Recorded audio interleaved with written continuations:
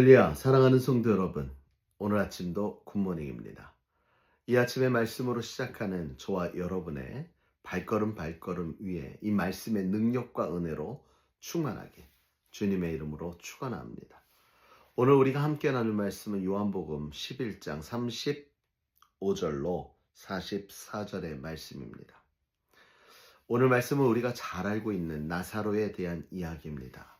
어느덧 지난주에 우리는 마르다와 마리아를 통하여서 나사로가 병들었다함을 들었는데도 예수님은 그들을 사랑했지만 그곳에 가지 않고 이틀을 더 유하신 후에 이제 도착하는 장면이 바로 오늘입니다.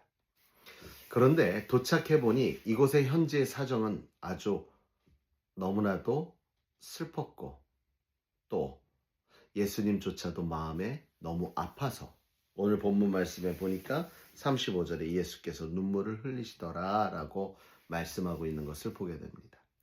32절과 37절에 보면 원망의 소리가 들립니다. 32절에 보니까 마리아가 예수 계신 곳에 가서 배웠고 그 발에 엎드려 이르되 주께서 여기 계셨더라면 내 오라버니가 죽지 아니하겠나이다 하더라 하고 37절에는 보니까 저 눈을 뜨게 한 소경을 눈뜨게 한 저 사람이 여기 있었다면 그가 죽지 않을 수 있지 않았느냐라고 이야기를 하는 것을 보게 됩니다. 사랑하는 성도 여러분, 믿음은 무엇일까요? 오늘 마리아의 믿음은 바로 예수님만 있었으면 살았을 것이라는 믿음이고,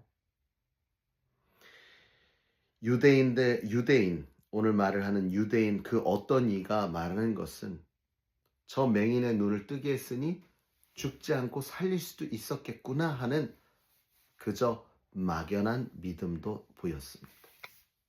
우리의 믿음은 어떠합니까? 마리아처럼 계셨더라면 죽지 아니하였을 것이다 라는 믿음입니까? 아니면 전에도 고친 적 있으니 죽지 않게 할 수 있지 않았겠느냐 하는 막연한 믿음입니까? 사랑하는 성도 여러분, 저와 여러분에게는 마리아와 같은 믿음 또한 이 어떤 이와 같은 막연한 믿음이 아니라 죽음 이후에 역사하실 반드시 하나님의 놀라운 역사를 이루실 그 하나님을 믿는, 다시 말하면 나의 기대와 나의 목적을 따라 믿는 것이 아니라 하나님의 일을 이루어 드리는 믿음을 갖는 저와 여러분 되시길 주님의 이름으로 축원합니다. 오늘 말씀문이 예수님도 슬퍼하셨습니다. 오늘 말씀문이 38절에도 예수께서 다시 속으로 비통히 여기시며 무덤에 가셨다 했습니다. 중요한 건 35절 사랑했다 했습니다. 그래서 눈물을 흘리는 겁니다. 이 말은 무엇일까요? 예수님도 그의 죽음에 슬퍼하셨다는 겁니다. 예. 그런데 예수님은 알고 있었어요. 이 모든 과정을 통해 하나님께서 영광 받길 원하셨다는 사실을요. 예수님은 하나님과 본체시나 예수님은 우리들에게 진정한 믿음의 삶과 기도 그리고 하나님의 역사를 보여주기 위하셔서 전적으로 하나님의 말씀에 순종하는 삶으로 우리에게 보여주셨던 것을 보게 됩니다. 능력이 없고 힘이 없고 지혜가 없어서 이러는 것이 아닙니다. 우리에게 진정한 믿음의 삶을 보여주길 원하셨기 때문이지요. 그래서 오늘 이렇게 이야기합니다. 마르다가 이러져요. 죽은 지 나흘이 되어 벌써 냄새가 납니다. 라고 이제 돌이킬 수 없습니다. 예수님 가셔도 소용없습니다. 이게 바로 우리들의 믿음의 한계입니다. 그러나 할 수 있거든이 무슨 말이냐? 믿는 자에게 능치 못할 일이 없느니라. 할렐루야. 우리 주님은 오히려 책망하십니다. 내 말이 내가 믿으면 하나님의 영광을 보리라 하지 아니하였느냐? 라고 40절 말씀합니다. 다시 말하면 우리들도 우리가 간구하고 기도하고 바라고 기대했던 그러한 일들이 우리의 눈 가운데 우리가 정한 기점에, 우리가 정한 시점에, 우리가 정한 때에 이루어지지 않으면 우리는 실망하고 이제는 그렇게 될 수 없다라고 단념지을 때가 많이 있습니다. 그런데 오늘 주님은 말씀하십니다. 내가 믿으면 하나님의 영광을 보리라.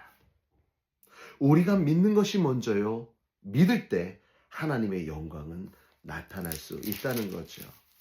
그래서 오늘 예수님은요, 이제 무덤에 나아가서 돌을 굴려 놓으라 하시고 이제 그 앞에 나아가 소리질러 나사로야 일어나라 하시니 나사로가 배로 동인 채로 나오는데 그 얼굴은 수건에 쌓였더라 라고 고백합니다. 예수님은 그들에게 그걸 풀어주라 라고 말씀하시죠. 나사로가, 죽었던 나사로가, 냄새났던 나사로가 살아났습니다. 그런데 사랑하는 성도는 우리가 여기서 한 가지 점검해야 될 게 있어요. 예수님이 살리시는 과정입니다. 먼저 예수님은 눈을 들어 하나님 앞에 감사했습니다. 41절에 예수께서 눈을 들어 우러러보시고 이르시되 아버지여 내 말을 들으신 것을 감사하나이다. 그리고 또한 이제 42절에서 43절에 이르기까지 보면 내 말을 들으시는 줄을 내가 알았나이다. 그러나 이 말씀을 하옵는 것은 둘러선 무리를 위함이니 곧 아버지께서 나를 보내신 것을 그들로 믿게 하려 함이라. 지금 기도하는 모습도요. 감사하며 내 말을 들으신 것을 감사합니다. 이러한 모습이 다 그 주위에 있는 사람들에게 하나님의 존재, 하나님의 역사하심을 보여주길 원해서 하셨다는 거죠. 그리고 명하신 겁니다. 기도 후에 명하셨어요. 주일 설교에서도 말씀드렸습니다. 사랑하는 성도 여러분, 우리의 기도는요, 바로 하나님의 때에 역사되어집니다. 주위에 아픈 사람이 있다. 그래서 우리는 기도합니다. 내 혼자 기도하는 거 중요합니다. 기도에는 이런 이유가 날 수 없으니까 내가 기도하는 거 당연히 중요하지요. 그러나 사랑하는 성도 여러분, 기도했다면 기도했다는 것을 알려야 된다는 거예요.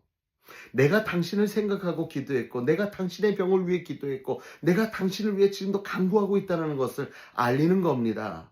계속적으로 알릴 때, 그가 회복되어졌을 때 제일 먼저 떠오르는 것은 누군가 날 위해서 기도했구나. 그 기도, 우연히 나을 수도 있고 약을 먹고 회복될 수도 있고 치료받아 회복될 수도 있었지만 이 모든 과정 가운데 기도로 이루어졌음을 믿는 그 순간 아버지 하나님의 영광이 드러날 수 있다는 거죠. 우리의 삶의 목적은 하나님의 영광을 드높이는 것입니다. 그러므로 사랑하는 성도 여러분, 오늘 주님이 나사로를 살리시기까지 그의 죽음에 아파하시며 비통해하시며 슬퍼하셨고 눈물까지 흘리셨던 이 예수님. 그러나 이 모든 과정을 통해 하나님의 영광을 드러내기 위하여 그 자신 안에 있는 감정의 고통도 견디시기까지 우리를 사랑하신 그 예수님의 사랑이 느껴지십니까? 이 사랑이 내가 너희를 사랑한 것 같이 너희도 서로 사랑하라 하셨으니 이 예수님의 사랑을 본받아 우리도 우리 주위의 사람들에게 하나님의 영광을 드러낼 수 있는 그러한 삶으로 우리의 삶 가운데 하나님의 놀라운 역사와 기적이 나타나게 간절히 주님의 이름으로 축원합니다. 이 마음 가운데 오늘 하루도 승리하시길 다시금 주님의 이름으로 축원합니다.